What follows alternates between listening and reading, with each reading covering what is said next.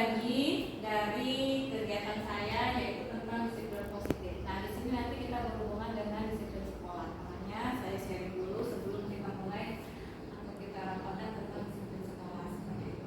Jadi di sini awalnya sebenarnya ini dari kegiatan saya, pelatihan saya guru penggerak, namanya yaitu diseminasi sekolah. Nah, di situ saya membuat atau membuat kegiatan yang berupa berbagi atau sharing kepada Bapak Ibu semua yang akan kita terapkan ke depannya di tahun ajaran 2024 sama 2025 ke depan. Nah, ini nanti akan saya terapkan di sekolah kita. Jadi nanti kalau ada misalnya Bapak Ibu semua tidak paham atau tidak mengerti, boleh bertanya. Kita di sini sifatnya berbagi aja, ya.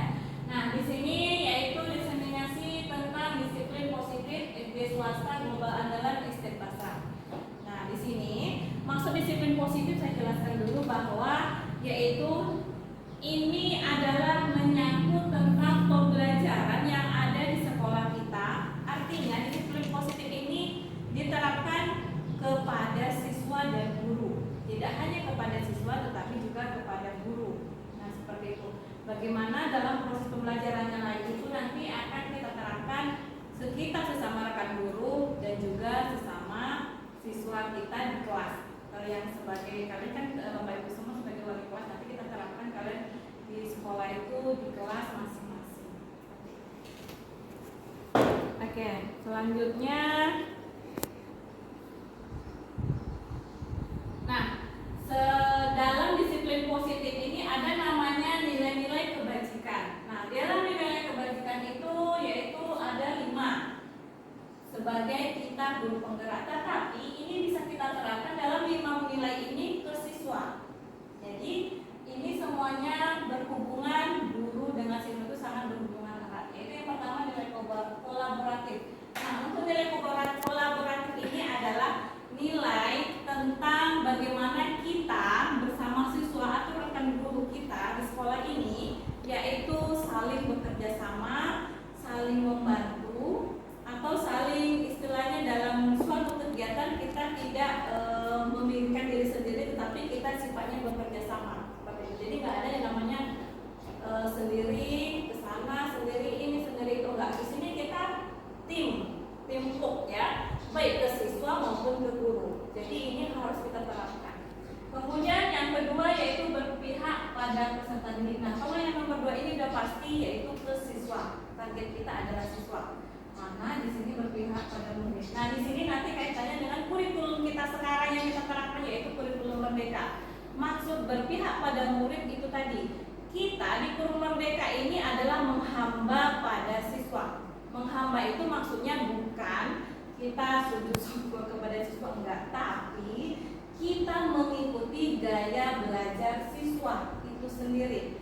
Kita melihat bagaimana minat belajar siswa itu seperti apa. Misalnya di kelas itu selama ini saya mengajar, ada siswa yang namanya istilahnya IQ-nya di atas, ada menengah, ada di bawah. Itu semua nggak bisa kita buat satu dalam satu metode pembelajaran, tapi harus memiliki beberapa strategi pembelajaran.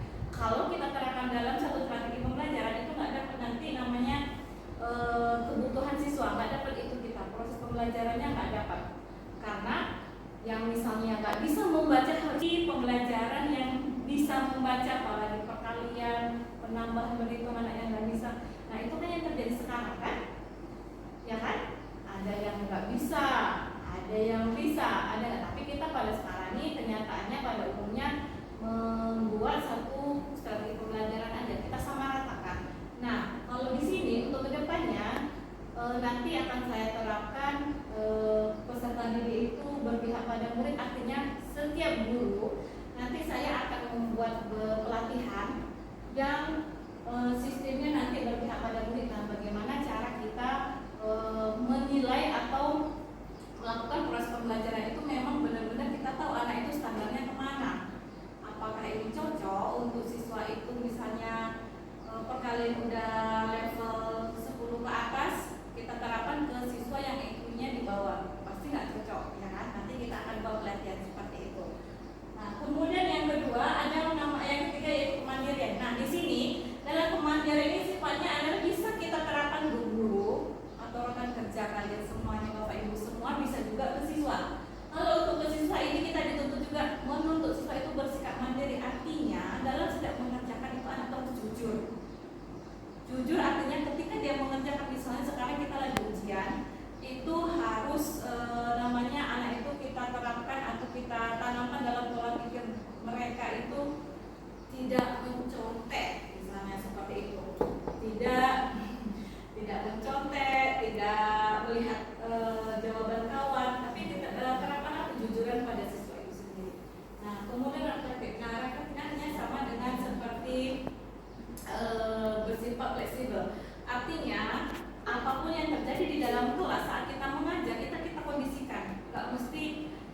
misalnya di perencanaan di RPP A kita terapkan di sekolah di kelas, padahal misalnya ada sesuatu yang terjadi di kelas itu, misalnya kayak oh ternyata siswanya nggak datang karena bus rusak, ya fleksibel aja, nggak harus kita terapkan seperti itu, bisa kita ganti dengan metode yang lain. Kemudian yang inovatif, nah inovatif ini kita terapkan ke guru dan siswa. Nah kalau ke gurunya kita harus kreatif, artinya kita berpikir tingkat tinggi, kita harus dituntut untuk menggunakan berbagai media dengan kreativitas itu sendiri. Nah, siswa pun seperti itu di kurikulum merdeka. Kita tidak menuntut mereka itu aja dikerjakan, tapi dia harus bisa anak itu mengerjakan itu sendiri. Nah, sekarang kan kita banyak nih proyek kelima. Kita kan kurikulum merdeka, nanti kelas 2 sampai kelas 5.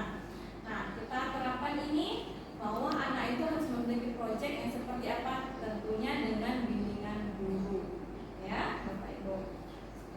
Kemudian lanjut 5 kebutuhan dasar manusia. Nah ini sangat erat kaitannya dengan siswa. Kita kan di sini sebagai wali kelas ya, atau sebagai guru, target kita tuh siswa. Nah dalam menentukan atau dalam proses pembelajaran itu tentu ada namanya kebutuhan dasar siswa. Nah kebutuhan dasar itu umum, sifatnya sebenarnya umum. Yang pertama yaitu kebutuhan bertahan hidup, yang kedua kasih sayang dan rasa diterima. Kemudian yang ketiga kekuasaan dan penguasaan atau kebutuhan pengakuan atas kemampuan. Kemudian ada kebutuhan kebebasan akan suatu pilihan. Kemudian kesenangan atau kebutuhan pemeran kesenangan. Nah di sini ini sebenarnya bisa kita terapkan rata-rata di kelas rendah. Contoh misalnya kebutuhan bertahan hidup. Artinya siswa itu misalnya di kelas guru itu mengatakan kalau bertahan hidup artinya dia harus mampu menyesuaikan lingkungan yang ada di situ. Itu artinya kebutuhan bertahan hidup. Misalnya di kelas kayak nanti di kelas baru, siswa kelas 1 masuk kelas 1, siswa dari TK masuk kelas 1 ini yang sekarang siswa baru, tentu dia akan menyesuaikan diri. Nah, kesulitannya mereka menyesuaikan diri kenapa? Karena mungkin mereka belum kenal lingkungan itu. Nah, di sini dituntutlah anak itu untuk bisa bertahan bagaimana dia menghadapi lingkungan yang baru tersebut. Makanya ada nanti kita MPLS sekolah, ya, pas masuk pelajaran dulu. Kemudian rasa kasih sayang dan rasa diterima. Nah, di sini banyak anak kelas 1 rata-rata kelas 1 kelas 2 lah ya. Di sini saya contohkan rasa kasih sayang dan rasa diterima itu dari sikap anak-anak. Kan ada tuh, saya dulu pernah ngajar di kelas 1 bahwa anak itu mengatakan, nah, Ibu, saya mau buat ini ya Bu, nanti Ibu bilang bagus ya, bilang cantik ya, aku dapat nilai 100. Nah itu namanya kasih sayang. Atau ketika dia dari jauh, kita udah menyapa mereka dulu, misalnya, itu Tiwi, halo. Nah itu namanya dia merasa senang ketika disapa, artinya dia merasa diterima oleh guru itu sendiri. Jadi kita harus terapkan seperti itu supaya anak-anak itu nyaman ketika belajar dan cocok dengan kita. Seperti itu. Kemudian kekuasaan dan penguasaan. Nah kalau di sini kekuasaan ini artinya dia misalnya mendapatkan prestasi, dia juara 1 di kelas. Nah tentu dia bangga, nah senang. Nah itu udah masuk penguasaan atau kekuasaan dalam diri dia sendiri. Kemudian kebebasan. Nah kalau kebebasan ini tentu dengan mengikuti gaya belajar siswa. Contohnya misalnya dia sukanya menari, kita paksa menggambar dia nggak akan mau. Pasti dia akan lebih memilih menari karena dia lebih ilmu. Itu sebagai teman namanya ya. Aturan yang telah kamu lakukan di sini, apakah sudah kamu laksanakan? Nah itu sebagai pemantau. Kita hanya melihat dari atau mengamati dari jauh. Itu sebagai pemantau. Kemudian sebagai manajer.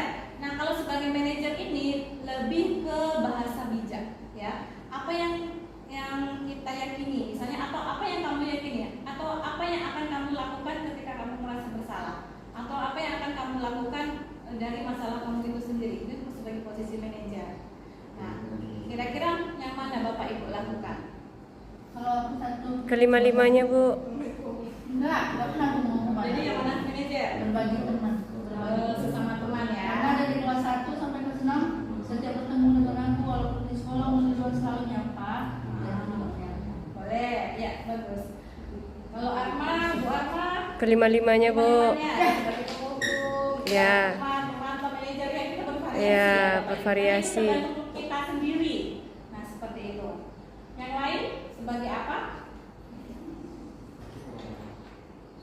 Pernah semua atau pernah semua kita lakukan sebagai penghukum pernah, sebagai teman pernah, pemantau pernah, ya kan, manajer pernah. Nah, Itu saya banget, Bu. ya benar. Kalau aku kalau menghukum sesuai apa yang dilakukan. Sama aja nya. Mengerjakan PR, Ya. tidak menghukum keluar. Menghukumnya tuh kerjakan kasih tugas. Ya. Kayak gitu karena Semuanya bahwa dari 5 posisi kontrol ini sebenarnya saya sebagai guru juga pernah melakukannya semuanya itu. Dari kelima-lima itu pernah gitu. Tapi sekarang karena kita udah tahu kan, istilahnya kita udah dapat ilmunya, coba kita berangsur-angsur. Kalau menurut saya bagusnya yang pertama itu kita sebagai teman dan posisi manajer. Nah, seperti itu. Kalau sebagai teman bisa kita harus memang mengayomi mereka atau kita harus nyambung dengan mereka, itu bagus. Nah, untuk posisi manajernya ini perlu, karena di sini dari manajer ini kita harus bersikap bijak terhadap kita nggak bisa mengikuti gaya belajar mereka kalau itu salah. Tentu harus kita lurus. Misalnya itu tidak sesuai, tentu harus kita luruskan. Nah, itulah namanya posisi manajer. Seperti itu, ya. Apapun yang kita lakukan, kalau kita sebagai manajer mereka, artinya kita mengarahkan, membimbing, dan mengayomi mereka semuanya. Nah, di situ kita bijak dalam mendidik mereka, kita bijak dalam berbahasa kepada mereka. Nah, mereka akan senang juga sama kita. Seperti itu. Ya. Sebenarnya seperti itu yang harus kita lakukan sekarang itu. Ya. Tapi sebagai penghukum ini mungkin bisa kita lakukan, tapi mungkin nggak tiap hari lah, bisa kan pada kasus-kasus tertentu saja. Kalau misalnya bisa-bisa aja sih dilakukan, tapi kasus tertentu aja nggak setiap hari. Ya. Finish ya. Ada pertanyaan dari sini Bapak Ibu? Dari diskriminasi ini, disiplin positif. Ya. Sebenarnya disiplin positif ini banyak materinya.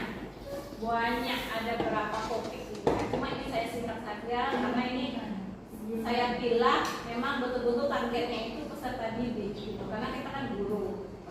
Jadi saya memang pilih yang betul-betul targetnya anak-anak gitu. Karena sebenarnya kalau disiplin positif ini luas, materinya sangat luas. Dan sebenarnya kita perlu tahu juga tentang disiplin positif ini sangat perlu untuk guru-guru. Sangat-sangat perlu. Dan materinya itu enggak ini ya, kompleks ya. Kalau menurut saya ke guru, ke lingkungan, ke apalagi peserta didik, sebagai pimpinan, sebagai rekan guru, itu semuanya perlu mencakup di situ semuanya. Seperti itu. Oke, ada pertanyaan Bapak Ibu? Kenapa? kalau pimpinan pelajar pertanyaan lagi.